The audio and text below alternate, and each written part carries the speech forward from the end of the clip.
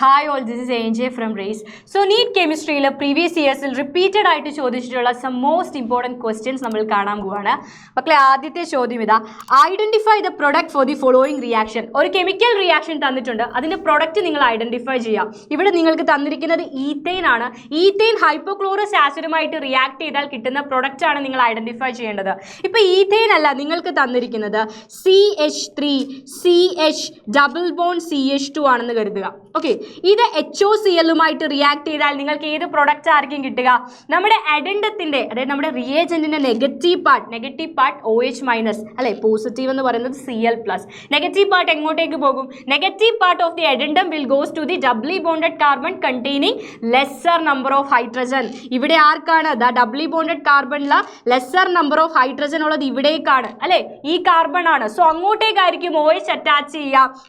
Cl എങ്ങോട്ടേക്ക് പോകും? ഇങ്ങോട്ടേക്ക് പോകും. So the product is CH3 CHOH CH2Cl. ഇതായിരിക്കും നമുക്ക് കിട്ടാൻ പോകുന്ന പ്രൊഡക്റ്റ് അല്ലേ? യെസ്. അങ്ങനെയാണെങ്കിൽ ഇവിടെ തന്നിരിക്കുന്നത് ഇതേപോലെ അൺസിമെട്രിക് ആയിട്ടുള്ള ഒരു ആൽക്കീൻ അല്ല, നിങ്ങൾക്ക് തന്നിരിക്കുന്നത് സിമെട്രിക്കൽ ആയിട്ടുള്ള ഒരു ആൽക്കൈൻ ആണ്. CH ട്രിപ്പിൾ ബോണ്ട് CH ആണ്. ഇതിലേക്ക് ഞാൻ HOCl ആഡ് ചെയ്യാണ് മക്കളെ. HOCl ആഡ് ചെയ്യുമ്പോൾ OH മൈനസ് എങ്ങോട്ടേക്കായിരിക്കും അറ്റാച്ച് ചെയ്യുക? എങ്ങോട്ടേക്ക് വേണമെങ്കിലും നമുക്ക് അറ്റാച്ച് ചെയ്യാം അല്ലേ? അപ്പോൾ ആദ്യം ഇങ്ങോട്ടേക്ക് അറ്റാച്ച് ചെയ്യുന്നു. So the product is CHOH double bond CH Cl ഈ കാർബണിലേക്കും വരും. ആൻഡ് ഇനി ഞാൻ ചോദിക്കട്ടെ, ഇവിടെ ടോട്ടോമറൈസ് ചെയ്യോ? ഇല്ല, ടോട്ടോമറൈസ് ചെയ്യില്ല. പിന്നെ എന്താണ് സംഭവിക്കുക? വീണ്ടും HOCl ആഡ്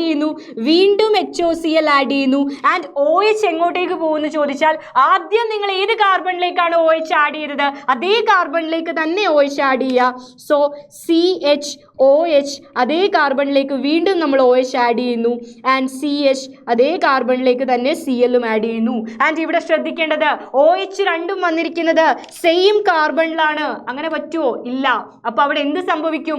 H2O റിമൂവ് ചെയ്യപ്പെടും. സോ H2O റിമൂവ് ചെയ്യപ്പെട്ടാൽ കിട്ടുന്ന പ്രൊഡക്റ്റ് എന്താണ്? കിട്ടുന്ന പ്രൊഡക്റ്റ് CHO CH Cl2 അല്ലെ, ഇതാണ് കിട്ടുന്നത്. ഇതാ നോക്കിയേ, OH വാട്ടർ എലിമിനേറ്റ് ചെയ്താൽ പിന്നെ ഇവിടെ ഉള്ളത് CHO ആണ്, CH Cl2. So the answer is option A, Cl2 CH CHO. Clear അല്ലേ? Cl2 CH CHO. Moving to the next question. അടുത്ത ചോദ്യം ശ്രദ്ധിച്ചോ. Which of the following compounds will give tribromo derivative on treatment with bromine water? നമുക്ക് 4 കോമ്പൗണ്ടുകൾ തന്നിട്ടുണ്ട്, അവരെ നിങ്ങൾ bromine വാട്ടറുമായിട്ട് ട്രീറ്റ് ചെയ്യണം. ബ്രോമിൻ വാട്ടറുമായിട്ട് ട്രീറ്റ് ചെയ്യുമ്പോൾ നിങ്ങൾക്ക് കിട്ടേണ്ട പ്രൊഡക്റ്റ് എന്താണ്? ട്രൈ ബ്രോമോ ആണ് കിട്ടേണ്ട പ്രൊഡക്റ്റ്. 3 പൊസിഷനിലും ബ്രോമിൻ കയറണം. അപ്പോൾ OH ആണുള്ളത്. OH ഏതായിരിക്കും 3 പൊസിഷൻ? ഇതിൻ്റെ 2 ഓർത്തോ പൊസിഷനിലും ഒരു പാരാ പൊസിഷനിലേക്കും ബ്രോമിൻ അറ്റാക്ക് ചെയ്യാം.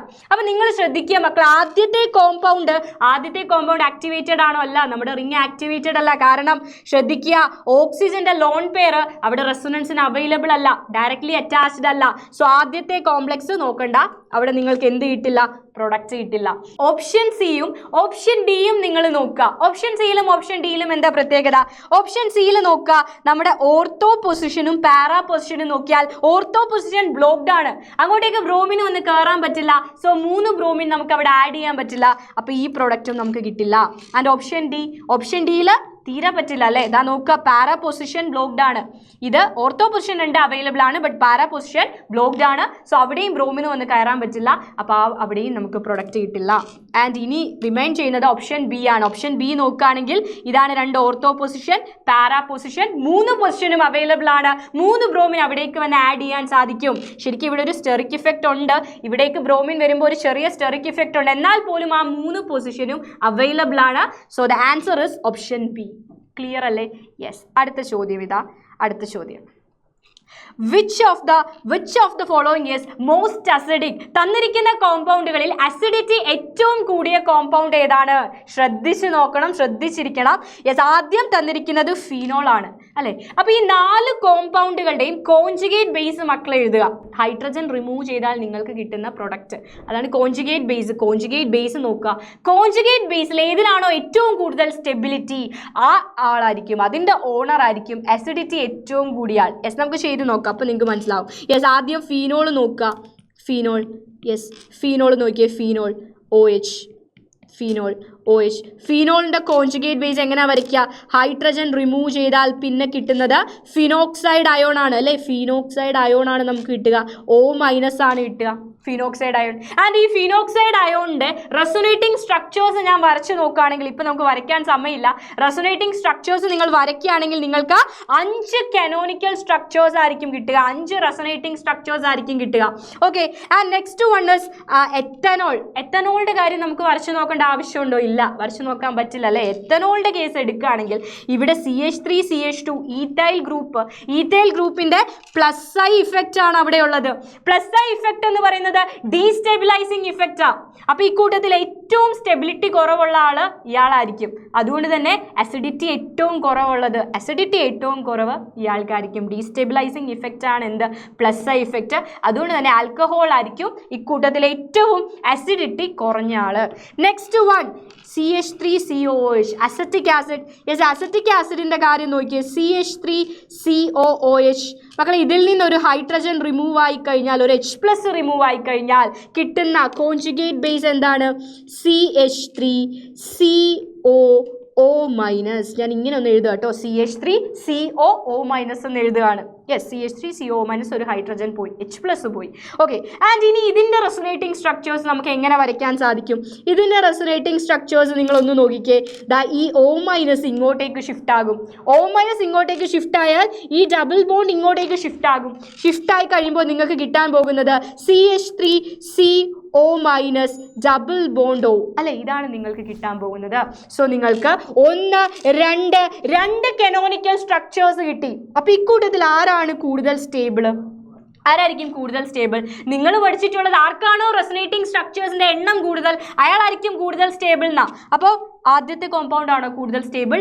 അല്ല. നിങ്ങൾ ശ്രദ്ധിക്കേണ്ടത് മക്കളെ, നമ്മുടെ അസറ്റിക് ആസിഡിൻ്റെ ഈ 2 റെസൊനേറ്റിംഗ് സ്ട്രക്ചേഴ്സും നോക്കുകയാണെങ്കിൽ രണ്ടും ഈക്വലന്റ് സ്ട്രക്ചേഴ്സ് ആണ്.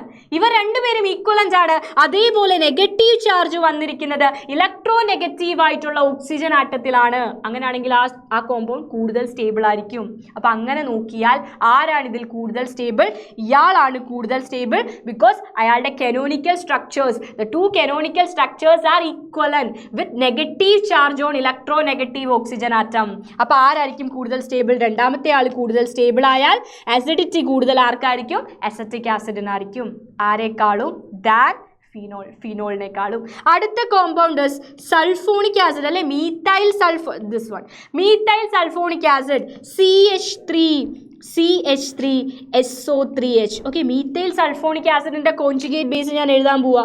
-H+ റിമൂവ് ആയി കഴിഞ്ഞാൽ കിട്ടുന്നത് CH3S ഡബിൾ ബോണ്ടോ O- അല്ല, ഇങ്ങനെ കിട്ടുന്നത് SO3H+ പോയി. ഓക്കെ, ഇനി നമ്മൾക്ക് ഇതിൻ്റെ റെസൊനേറ്റിംഗ് സ്ട്രക്ചേഴ്സ് വരച്ചാലോ? നോക്കുക, O- ഇങ്ങോട്ടേക്ക് ഷിഫ്റ്റ് ആകും. O- അങ്ങോട്ടേക്ക് ഷിഫ്റ്റ് ആയാൽ, മൈനസ് ചാർജ് അങ്ങോട്ടേക്ക് ഷിഫ്റ്റ് ആയാൽ ഡബിൾ ബോണ്ട് ഇങ്ങോട്ടേക്ക് ഷിഫ്റ്റ് ആകും അല്ലേ? മൈനസ് ചാർജ് അങ്ങോട്ടേക്ക് ഷിഫ്റ്റ് ആയി, സോ ഡബിൾ ബോണ്ട് അങ്ങോട്ടേക്ക് ഷിഫ്റ്റ് ആയി. ആൻഡ് നെക്സ്റ്റ് വൺ അപ്പോൾ എന്തായിരിക്കും കിട്ടുക? അപ്പോൾ കിട്ടാൻ പോകുന്നത് CH3SO- ഡബിൾ ബോണ്ടോ ആയിരിക്കും. കഴിഞ്ഞോ? ഇല്ല. ഒരു സ്ട്രക്ചർ കൂടെ കിട്ടും അല്ലേ? ഈ മൈനസ് ചാർജ്, ഈ നെഗറ്റീവ് ചാർജ് ഇങ്ങോട്ടേക്ക് ഷിഫ്റ്റ് ആകും. അപ്പോൾ ഈ ഡബിൾ ബോണ്ട് ഈ ഓക്സിജനിലേക്ക് ഷിഫ്റ്റ് ആകും. സോ അവിടെ കിട്ടാൻ പോകുന്ന സ്ട്രക്ചർ ഏതാണ്? അവിടെ കിട്ടാൻ പോകുന്ന സ്ട്രക്ചർ എന്ന് പറഞ്ഞാൽ ഞാൻ ഇങ്ങോട്ടേക്ക് മാറ്റി വരയ്ക്കുകയാണ്, സ്പേസ് ഇല്ലാത്തതുകൊണ്ട് മക്കളെ. S ഡബിൾ ബോണ്ടോ, ഇവിടെ CH3 ഉണ്ട്. ആൻഡ് ഇവിടെ ഡബിൾ ബോണ്ടോ, ഇവിടെ O-. യെസ്, ഇതാണ് നമുക്ക് കിട്ടാൻ പോകുന്ന സ്ട്രക്ചർ. അപ്പോൾ നമുക്ക് എന്ത് കിട്ടി? 3 ഐഡൻറ്റിക്കൽ ആയിട്ടുള്ള, 3 ഈക്വലൻ്റ് ആയിട്ടുള്ള കനോണിക്കൽ സ്ട്രക്ചേഴ്സ് ഇവിടെ കിട്ടി. SO3Hന് നമുക്ക് കിട്ടിയില്ല. CH3SO3Hൽ നമ്മളതിൻ്റെ കോൺജുഗേറ്റ് ബേസിൻ്റെ റെസൊനേറ്റിംഗ് സ്ട്രക്ചേഴ്സ് വരച്ചപ്പോൾ 3 ഈക്വലൻ്റ് സ്ട്രക്ചേഴ്സ് കിട്ടി with negative charge on electronegative oxygen atom. Negative charge വരുന്നത് ഇലക്ട്രോ നെഗറ്റീവ് ആയിട്ടുള്ള ഓക്സിജൻ ആറ്റത്തിലാണ്. അപ്പോൾ ആരായിരിക്കും കൂടുതൽ സ്റ്റേബിൾ? ഈ 2 പേരിൽ ആരായിരിക്കും കൂടുതൽ സ്റ്റേബിൾ? ഇവരെ 2 പേരെ നമ്മൾ എടുത്താൽ ഇയാളായിരിക്കും കൂടുതൽ stable. Because 3 equivalent canonical structures available ആണ്. അപ്പോൾ അയാളായിരിക്കും ഇവനേക്കാളും കൂടുതൽ stable. So methyl sulphonic acid ആയിരിക്കും അസറ്റിക് ആസിഡിനേക്കാളും അസിഡിറ്റി കൂടിയാൽ. സോ അസിഡിക് സ്ട്രെങ്ത് എങ്ങനെയാണ് വരുന്നത്? ഏറ്റവും അസിഡിക് എന്ന് പറയുന്നത് മീത്തൈൽ സൾഫോണിക് ആസിഡ്. എന്തുകൊണ്ടാണ്? ഈക്വലന്റ് ആയിട്ടുള്ള 3 കനോണിക്കൽ സ്ട്രക്ചേഴ്സ് കിട്ടി with negative charge on electronegative oxygen atom. Okay അല്ലേ? Yes. Moving to the next question. So the answer is option D, CH3SO3H. നമ്മൾ അടുത്ത ചോദ്യത്തിലേക്ക് പോവാണ്. Which of the following reaction follows Markovnikov's rule? Markovnikov's rule എന്താണെന്ന് ഇപ്പോൾ നമ്മൾ കണ്ടു കഴിഞ്ഞ കാര്യമാണ്. അപ്പോൾ നോക്കി, ഇതിലേത് കോമ്പൗണ്ട് ആയിരിക്കും മാർക്കോണിക്കോവ്സ് പ്രൊഡക്റ്റ് തരിക? ആദ്യത്തേത് എത്തീൻ ആണ്. Okay, CH2 double bond CH2. ഇത് മാർക്കോണിക്കോവ്സ് അഡീഷൻ നടത്തുമോ? ഇല്ല. കാരണം നമുക്ക് വേണ്ടത് അൺസിമെട്രിക്കൽ ആയിട്ടുള്ള ഒരു ആൽക്കീനാണ്. ഇത് സിമെട്രിക്കൽ ആയിട്ടുള്ള ഒരു ആൽക്കീനാണ്. സോ ഇവിടെ പ്രൊഡക്റ്റ് കിട്ടില്ല. രണ്ടാമത്തേത് പ്രൊപ്പീൻ. പ്രൊപ്പീൻ Cl2മായിട്ട് റിയാക്ട് ചെയ്യുക. നോക്കുക, propene CH3 CH double bond CH2 എന്തുമായിട്ട് റിയാക്ട് ചെയ്യുക? Cl2മായിട്ട് റിയാക്ട് ചെയ്യുക. ഇവിടെ അൺസിമെട്രിക്കൽ ആൽക്കീൻ ആണ് അല്ലെ? ഇത് അൺസിമെട്രിക്കൽ ആൽക്കീൻ തന്നെയാണ്. പക്ഷെ നമ്മുടെ അഡെൻഡം റിയേജന്റ് എന്താണ്? സിമെട്രിക്കൽ ആണ്. റിയേജന്റ് സിമെട്രിക്കൽ ആണ്. സോ അത് നമുക്ക് എന്ത് ചെയ്യാൻ പറ്റില്ല? യൂസ് ചെയ്യാൻ പറ്റില്ല. അവിടെ പ്രൊഡക്റ്റ് കിട്ടില്ല. ആൻഡ് നെക്സ്റ്റ് വൺ C3H6 പ്രൊപ്പീൻ. Again propene and HBr. Product കിട്ടുമോ? പ്രൊഡക്റ്റ് കിട്ടും. CH3 CH double bond CH2 is propene. അതെന്തുമായിട്ട് റിയാക്ട് ചെയ്യുന്നു? HBrമായിട്ട് റിയാക്ട് ചെയ്യുന്നു. സോ നമ്മുടെ അഡെൻഡത്തിൻ്റെ negative part is Br minus. It will goes to the doubly bonded carbon containing lesser number of hydrogen. So ഇങ്ങോട്ടേക്ക് Br attach ചെയ്യും, ഇങ്ങോട്ടേക്ക് ഹൈഡ്രജനും അറ്റാച്ച് ചെയ്യും. ഇവിടേക്ക് Brഉം ഇവിടേക്ക് ഹൈഡ്രജനും വരും. ഈ ഡബിൾ ബോണ്ട് സിംഗിൾ ബോണ്ട് ആകും. സോ പ്രൊഡക്റ്റ് കിട്ടും. So the answer is option C. Clear അല്ലേ? Yes. And our next question. അടുത്ത ചോദ്യം ഇതാ. Ozonolysis product of 2-pentane after decomposition of ozonide with water and subsequent oxidation are. മക്കളെ, ഓസോണോലിസിസ് ആണ്. ശ്രദ്ധിക്കേണ്ട കാര്യം, ഇവിടെ വാട്ടറിൻ്റെ കൂടെ മക്കൾക്ക് എന്ത് തന്നിട്ടില്ല? സിങ്ക് തന്നിട്ടില്ല. സിങ്ക് തന്നിട്ടുണ്ടായിരുന്നെങ്കിൽ അതെന്ത് ഓസോണോലിസിസ് ആണ്? റിഡക്റ്റീവ് ഓസോണോലിസിസ് ആണ്. എന്താണ്? റിഡക്റ്റീവ് ഓസോണോലിസിസ് ആണ്. ഓക്കെ, അപ്പോൾ 2-pentane റിഡക്റ്റീവ് ഓസോണോലിസിസ് ആണ്. 2-pentane എന്ന് പറയുമ്പോൾ 1 2 3 4 5 രണ്ടാമത്തെ കാർബണുള്ള ട്രിപ്പിൾ ബോണ്ട് വരും. ദിസ് ഈസ് 2-pentane അല്ലേ? This is 2-pentane. ഇതിൻ്റെ റിഡക്റ്റീവ് ഓസോണോലിസിസ് വരുമ്പോൾ എന്തിൻ്റെ പ്രസൻസിലാണ്? സിങ്കിൻ്റെ പ്രസൻസിലാണെങ്കിൽ ഈ ട്രിപ്പിൾ ബോണ്ടിനെ നിങ്ങൾ മുറിക്കുക. ട്രിപ്പിൾ ബോണ്ടിനെ മുറിച്ചാൽ നിങ്ങൾക്ക് കിട്ടുന്നത് എന്തായിരിക്കും എന്നറിയോ മക്കളെ? C ഡബിൾ ബോണ്ടോ വരുന്ന ഒരു ഡൈ കീറ്റോൺ ഗ്രൂപ്പ് ആയിരിക്കും. പക്ഷെ ഇവിടെ സിങ്ക് തന്നിട്ടില്ല. ഇവിടെ ഓക്സിഡേറ്റീവ് ഓസോണോലിസിസാ. ഓക്സിഡേറ്റീവ് ഓസോണോലിസിസ് വരുമ്പോൾ മക്കൾ ട്രിപ്പിൾ ബോണ്ടിനെ പൊട്ടിക്കുക. നിങ്ങൾക്ക് കിട്ടാൻ പോകുന്നത് അപ്പുറത്തും ഇപ്പുറത്തും 2 ആസിഡുകളായിരിക്കും. അപ്പോൾ ഈ ട്രിപ്പിൾ ബോണ്ടിനെ പൊട്ടിച്ചാൽ ഇവിടെ 3 കാർബൺ. സോ എന്ത് ആസിഡാണ്? Propanoic acid. ആൻഡ് ഇവിടെ 2 കാർബൺ. So ethanoic acid. അപ്പോൾ നമ്മുടെ ആൻസർ എന്ന് പറയുന്നത് ethanoic acid and propanoic acid. Clear അല്ലേ? അപ്പോൾ ഓക്സിഡേറ്റീവ് ഓസോണോലിസിസ് ആണെങ്കിൽ ട്രിപ്പിൾ ബോണ്ടിനെ പൊട്ടിച്ച് 2 ആസിഡുകളാക്കുക. ഇനി സിങ്കിൻ്റെ പ്രസൻസിലാണ് നടക്കുന്നതെങ്കിൽ അത് റിഡക്റ്റീവ് ഓസോണോലിസിസ് ആണ്. അവിടെ നിങ്ങൾ ട്രിപ്പിൾ ബോണ്ടിനെ പൊട്ടിച്ചാൽ നിങ്ങൾക്ക് കിട്ടുന്നത് ഒരു ഡൈകീറ്റോ ഗ്രൂപ്പ് ആയിരിക്കും. ഓക്കെ, അപ്പോൾ ആ ക്വസ്റ്റ്യൻ കുറച്ച് ട്രിക്കി ക്വസ്റ്റ്യൻ ആണ്. മനസ്സിലാക്കി മാത്രം ചെയ്യാം. Moving to the next question. അടുത്ത ചോദ്യം. Reaction of trans 2-phenyl 1-bromocyclopentane on reaction with alcoholic KOH produces. Okay, trans 2-phenyl 1-bromocyclopentane alcoholic KOHുമായിട്ട് റിയാക്ട് ചെയ്യാം. ഓക്കെ, അപ്പോൾ നമുക്ക് എഴുതി നോക്കാം എങ്ങനെയാണ് റിയാക്ഷൻ നടക്കുക എന്നുള്ളത് എഴുതി നോക്കാം. നിങ്ങളൊന്ന് എഴുതിക്കേ. ഇവിടെ നമ്മൾക്ക് ട്രാൻസ് പൊസിഷനിൽ ആൾക്കാരുണ്ടെന്ന് പറഞ്ഞു അല്ലേ? ആരൊക്കെയാ? Phenyl group. ഫിനൈൽ ഗ്രൂപ്പ് എങ്ങനെയാണ് നിൽക്കുന്നത്? ഇതാ ഇങ്ങനെ മുകളിലേക്ക് നിൽക്കുന്നുണ്ട് അല്ലേ? C6H5. ആൻഡ് ഇവിടെ ആരുണ്ട്? താഴെയായിട്ട് ബ്രോമിനുണ്ട്. ഇതാണ് നമ്മുടെ റിയാക്റ്റൻ്റ്. ഓക്കെ, ഇവിടെ ഇനി എന്താ നടക്കുന്നത് മക്കളെ? നിങ്ങളോട് ബീറ്റ എലിമിനേഷൻ്റെ പ്രൊഡക്റ്റാണ് ചോദിച്ചിരിക്കുന്നത്. ബീറ്റ എലിമിനേഷൻ്റെ പ്രൊഡക്ട്സ് എന്ന് പറയുമ്പോൾ എവിടെയാണോ ഹാലജൻ ഉള്ളത് അതായിരിക്കും alpha carbon. So this is our alpha carbon. And അപ്പോൾ ഇത് രണ്ടുമായിരിക്കും ആര്? Beta carbon. So 2 beta carbon ഉണ്ട്.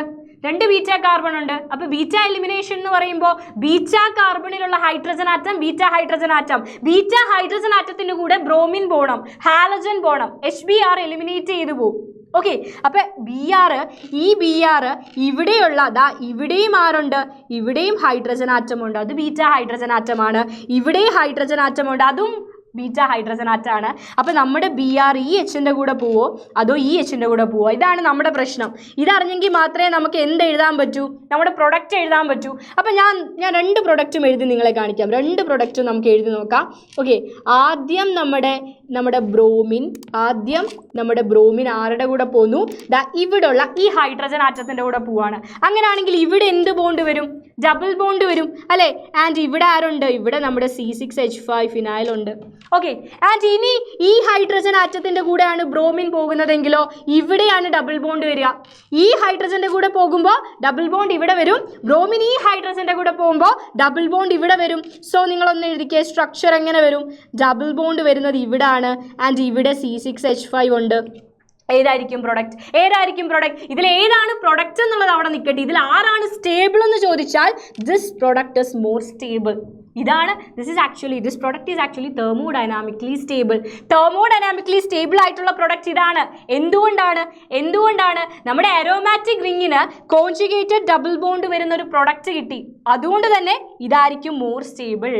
പക്ഷേ ഇതല്ല പ്രൊഡക്റ്റ്. സ്റ്റേബിൾ ആയിട്ടുള്ളത് ഇതാണെന്ന് കരുതി നിങ്ങൾ ഇത് പ്രൊഡക്റ്റ് എഴുതിയാൽ ആൻസർ തെറ്റി മക്കളെ. എന്തുകൊണ്ടാണെന്നറിയോ? അതായത് ബീറ്റ എലിമിനേഷൻ വരുമ്പോൾ നിങ്ങൾ ശ്രദ്ധിക്കേണ്ടത് ഇവിടെ ബ്രോമിനും ഹൈഡ്രജനും, ഈ ഹൈഡ്രജൻ നിൽക്കുന്നത് നമ്മുടെ ബ്രോമിൻ്റെ സിസ് പൊസിഷനിലാണ്. അപ്പോൾ ബീറ്റ എലിമിനേഷനിൽ എവിടെയായിരിക്കണം ഹൈഡ്രജൻ നിൽക്കേണ്ടത്? ആൻറ്റി പൊസിഷനിലായിരിക്കണം, ട്രാൻസ് ആയിട്ടായിരിക്കും നിൽക്കേണ്ടത്. അപ്പോൾ ഈ ഹൈഡ്രജൻ ബ്രോമിനുമായിട്ട് സിസ് ആയിട്ട് നിൽക്കുന്നത് കൊണ്ട് തന്നെ ആ ഹൈഡ്രജൻ്റെ കൂടെ ബ്രോമിന് പോകാൻ പറ്റില്ല. സോ ഇവിടെയുള്ള ഈ ഹൈഡ്രജൻ്റെ കൂടെയാണ് ബ്രോമിൻ എലിമിനേറ്റ് ചെയ്യപ്പെടുക. അപ്പോൾ ഇവിടെയായിരിക്കും ഡബിൾ ബോണ്ട് വരിക. So the answer is 3-phenyl cyclopentene. 1 2 3 phenyl third പൊസിഷനിൽ ഫിനൈൽ ഗ്രൂപ്പ് വരുന്നു. 3-phenyl cyclopentene ആണ് ആൻസർ. നമ്മൾ അടുത്ത ചോദ്യത്തിലേക്ക് പോവാണ്. അപ്പോൾ നിങ്ങൾ ഓരോ ക്വസ്റ്റ്യനും ശ്രദ്ധിച്ച് ചെയ്യുക. Moving to the last question. അവസാനത്തെ ചോദ്യം ഇതാ. An organic compound A containing carbon, hydrogen and oxygen has a pleasant odor with boiling point 78 degrees Celsius. അപ്പോൾ ഒരു ഓർഗാനിക് കോമ്പൗണ്ട് ഉണ്ട്. ആ ഓർഗാനിക് കോമ്പൗണ്ടിനുള്ളിൽ കാർബൺ ഉണ്ട്, ഹൈഡ്രജൻ ഉണ്ട്, ഓക്സിജൻ ഉണ്ട്. അതിന് ആ കോമ്പൗണ്ടിൻ്റെ പ്രത്യേകതകൾ പറയുന്നുണ്ട്. ഒന്ന്, അതിന് പ്ലസൻ്റ് ആയിട്ടുള്ള ഒരു സ്മെല്ലാണുള്ളത്, നല്ല സ്മെല്ലാണ്. ആൻഡ് രണ്ടാമത്തത് അതിൻ്റെ ബോയിലിംഗ് പോയിന്റ് 78 ഡിഗ്രി സെൽഷ്യസ് ആണ്. ഓക്കെ, ഇനി പറയുന്നത് ഈ എ എന്ന് പറയുന്ന പ്ലസന്റ് ഓർഡർ ഉള്ള 78 ഡിഗ്രി സെൽഷ്യസ് ബോയിലിംഗ് പോയിന്റ് ഉള്ള ഈ കോമ്പൗണ്ടിനെ നമ്മൾ സൾഫ്യൂരിക് ആസിഡുമായിട്ട് റിയാക്ട് ചെയ്യാണ്. കോൺസെൻട്രേറ്റഡ് സൾഫ്യൂരിക് ആസിഡുമായിട്ട് ട്രീറ്റ് ചെയ്യുമ്പോൾ നിങ്ങൾക്ക് ബി എന്ന് പറയുന്ന ഒരു പ്രൊഡക്റ്റ് കിട്ടും. ഓക്കെ, ഈ പ്രൊഡക്റ്റിന് ഒരു കഴിവുണ്ട്. എന്താ കഴിവെന്ന് അറിയാമോ? ഈ പ്രൊഡക്റ്റ് ബ്രോമിൻ വാട്ടറിനെയും അതേപോലെ ആൽക്കലൈൻ പൊട്ടാഷ്യം പെർമാംഗനേറ്റിനെയും കളർ ഇല്ലാണ്ടാക്കും, ഡീകളറൈസ് ചെയ്യും. ആര്? ഈ ബി എന്ന് പറയുന്ന പ്രൊഡക്റ്റ്. അപ്പോൾ ക്വസ്റ്റ്യൻ ഇതാണ്, ആരാണ് എ എന്നാണ് ക്വസ്റ്റ്യൻ. ആരാണ് ബി അല്ല ക്വസ്റ്റ്യൻ, ആരാണ് എ? ഓക്കെ, പ്ലസന്റ് ഓർഡർ ഉള്ള 78 ഡിഗ്രി സെൽഷ്യസ് ബോയിലിംഗ് പോയിന്റ് ഉള്ള എ ആരായിരിക്കും മക്കളെ? എത്തനോൾ ആണ് അല്ലേ? എത്തനോളിനെ നിങ്ങൾ C2H5OH, എത്തനോളിനെ നിങ്ങൾ കോൺസെൻട്രേറ്റഡ് സൾഫ്യൂരിക് ആസിഡുമായിട്ട് ട്രീറ്റ് ചെയ്യുമ്പോൾ നിങ്ങൾക്ക് കിട്ടുന്നത് ദാ നോക്കിയേ, ഇവിടുത്തെ ഒരു ഹൈഡ്രജനും ഇവിടുത്തെ OHും കൂടെ H2 എലിമിനേറ്റ് ആയിട്ട് മക്കൾക്ക് കിട്ടാൻ പോകുന്നത് എത്തീൻ ആയിരിക്കും. CH2 double bond CH2. Ethene എന്തിൻ്റെ കഴിവുണ്ട്? ആൽക്കലൈൻ പൊട്ടാഷ്യം പെർമാംഗനേറ്റിനെ ഡീകളറൈസ് ചെയ്യാനുള്ള കഴിവുണ്ട്. So the answer is option A, ethanol. Clear അല്ലേ? സോ ഇത്രയും ക്വസ്റ്റ്യൻസ് ആണ് നമ്മൾ ഇന്ന് ഡിസ്കസ് ചെയ്യുന്നത്. അപ്പോൾ ആദ്യമായിട്ടാണ് നമ്മുടെ ചാനൽ കാണുന്നതെങ്കിൽ തീർച്ചയായും നിങ്ങൾ സബ്സ്ക്രൈബ് ചെയ്യുക. അങ്ങനെയാണെങ്കിൽ ഇനി വരുന്ന വീഡിയോസൊക്കെ മക്കൾക്ക് പെട്ടെന്ന് തന്നെ കാണാൻ സാധിക്കും. ആൻഡ് ഇനി ഒരുപാട് വീഡിയോസിലൂടെ നമുക്ക് വീണ്ടും കാണാം. അൻറ്റിൽ ദെൻ ബൈ.